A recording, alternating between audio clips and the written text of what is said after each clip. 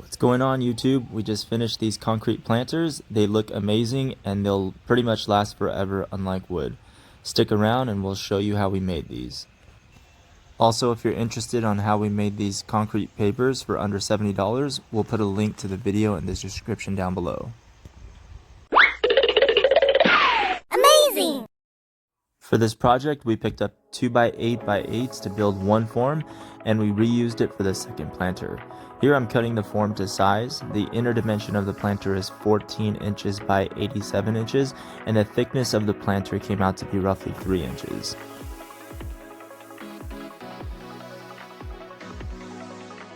Now it's time to build the inner and outer form. I highly recommend picking up a 90-degree clamp if you don't already have one.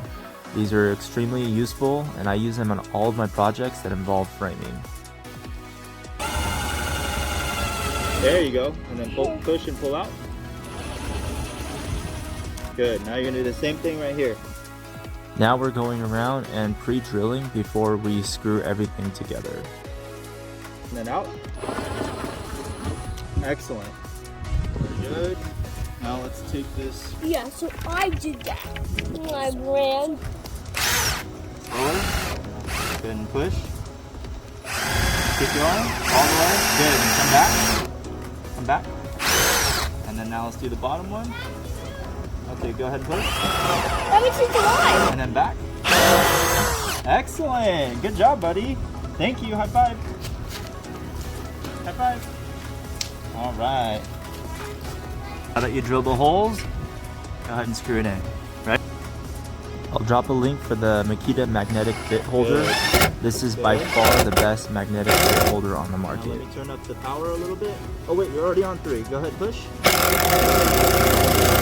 All right. Got it, buddy? Go for it. Slowly. One more. All right, perfect. Good job.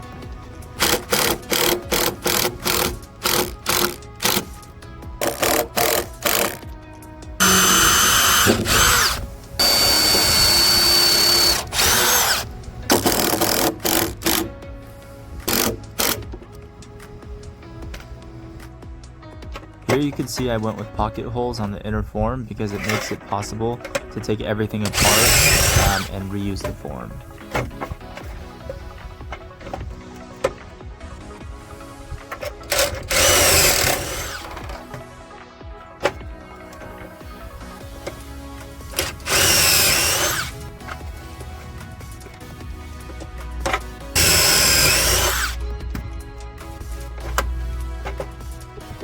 Also, for the inner form, I cut the 2x8 down the center and used the scrap piece as a brace because this also makes it easier to remove and reuse the same form for the second planter.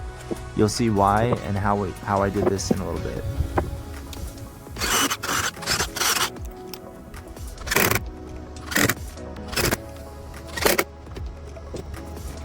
So I have these extensions here.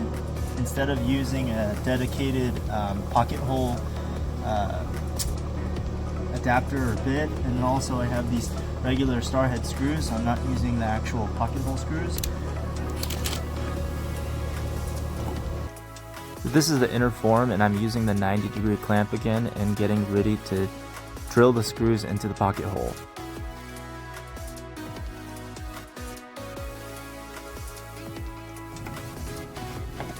Same thing to the other side.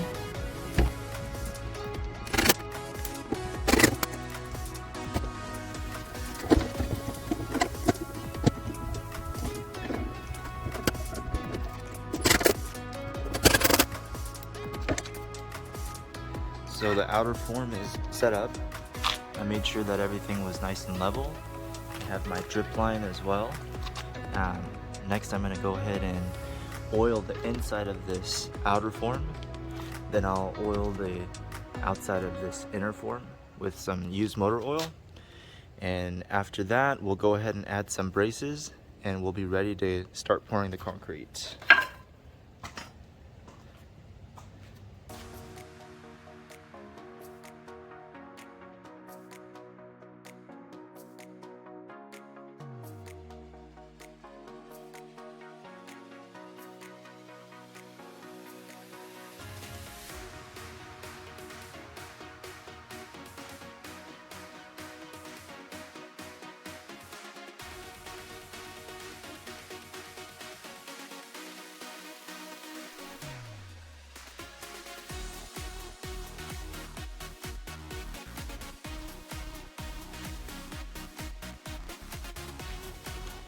So we just finished setting up the form. Now we're ready for pouring the concrete. You can see I have the outer and the inner form oiled up with some used motor oil. That way it's going to be a lot easier to remove these forms. You can see here earlier when we did the pocket hole screws, there and there. The reason we did that is it's going to be a lot easier to remove this inner form when you take everything apart. Otherwise, it'd pretty much be stuck in place and the form would be destroyed. And here, I don't know if you guys remember, but I cut that piece in half. That way we can just fold that piece in, but we'll show you how we do that later. So yeah, the only issue, the difficult part here is you can see how small that gap is. It's 3 inches. So we're gonna have to, I'm planning on just kind of making the concrete really soupy instead of oatmeal consistency. Pour it in there, vibrate it with that piece of rebar we have there, and as we shake it down, it should kind of move into place. So yeah, let's see how it goes. I'm using more water in the concrete mix than I normally would, just so I can easily pour it into the form. Another way you could do this is to get a mixing paddle and hook it up to a drill and directly mix it in the 5-gallon bucket. As I pour the concrete in, I made sure to take a piece of rebar to vibrate the concrete to get all the bubbles up, ensure that all the voids are filled. Now that we poured the concrete in, we have to wait at least 4 days to let it fully cure. So now that the form has completely dried, we waited about 5 days, but we just needed to wait 4. Now we're gonna go ahead and unscrew all of these braces, undo the form, and then we'll see what the concrete plancher looks like inside. All right, so go ahead and take your drill. You're gonna line it up with the screw. Let's see here. And then, okay, and then you felt it click and hit it a few times.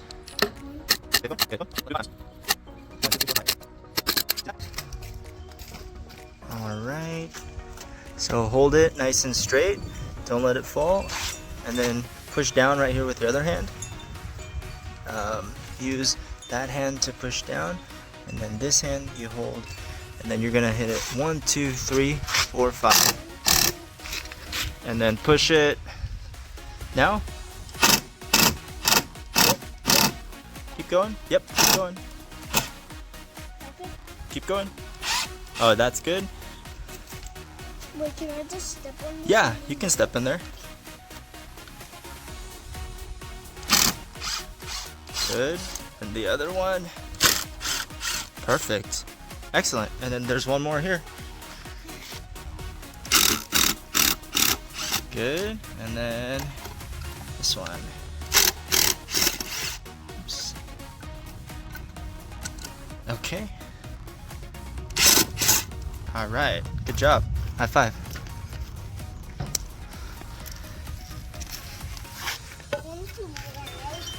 Well, you did a really, really good job. Like, really, really. As you can see, the outer forms come off like a breeze, especially since we oiled the forms. Now we're moving on to the inner forms, and first I have to remove the pocket hole screws on the sides. So, since I can't get my impact driver to fit in here to remove the screws, I'm just gonna use the bit attached to this piece here, and then unscrew it that way. Let's see here.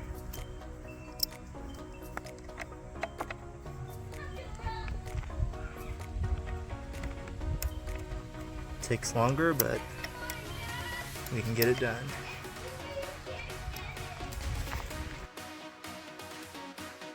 After removing the center brace, you can see how easy it is to fold the form towards the center and remove it.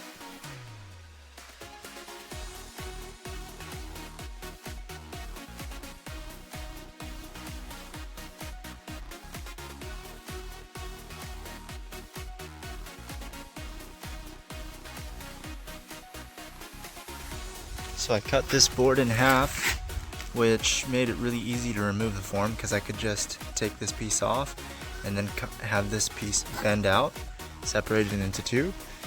But I didn't do that for here, which is an issue now because now this piece is stuck. So if you guys do this, go ahead and cut this in half and brace it here so you can just kind of have this fold in as well.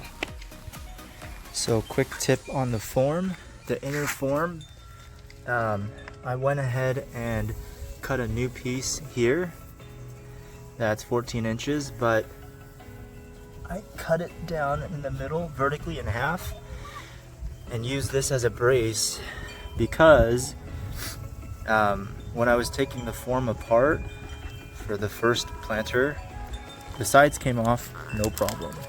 I just undid those screws, undid the pocket hole screws, and then after I kind of folded this in half, I brought it in, but then the inner pieces were stuck to the form. See? So I couldn't get those out.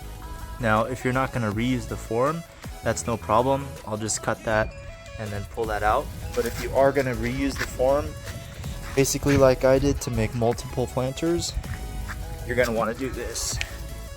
So now you can reuse this over and over again. So we're doing the same thing for the second form. I'm applying oil again to prevent the concrete from sticking.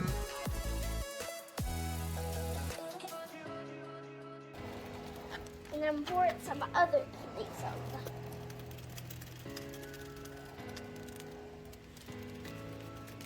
Good job. Thank you. Good job, buddy. Good job, Olive and Gray. Look, I didn't get any. Wow, you didn't get any on your hands.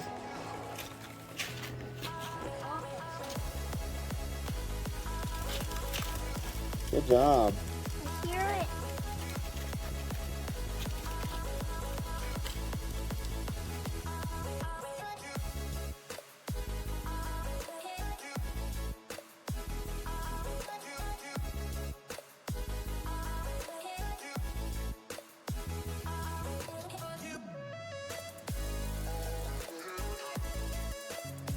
So we just finished pouring the second form. First one's done, but I want to show you guys a problem we ran into.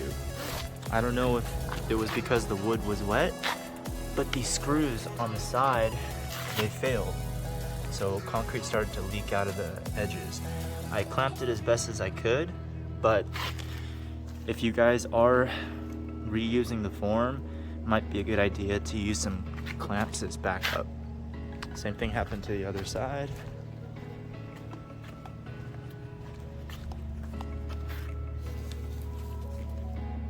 Yeah, but after I remove the forms, we can sand that down, so it's no big deal.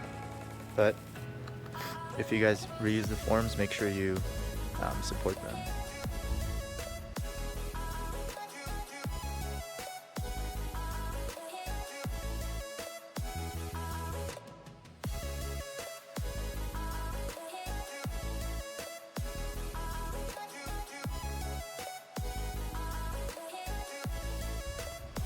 As a result of the screws failing when we reused the form, you can see how the concrete shifted and caused a crack to form. Interestingly, this didn't affect the structural stability. We tried to lift and move that broken piece off, but it's actually solid in place. So just a tip, if you guys use a clamp to support the frame or use longer screws, you could probably avoid this issue.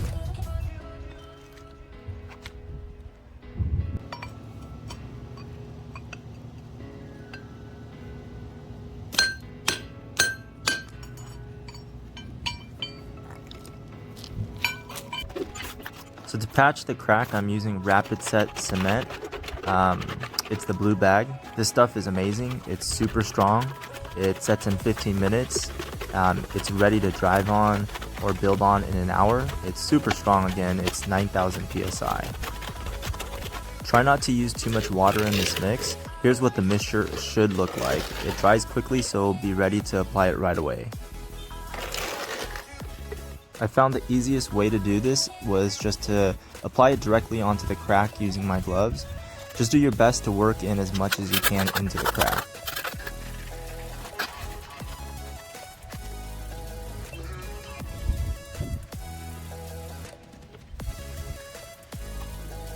After about 10 to 15 minutes, I quickly sanded with 180 grit sandpaper by hand.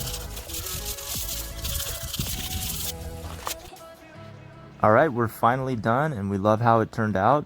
Thanks for watching. If you have any questions or comments, let us know. Hope to see you on the next video.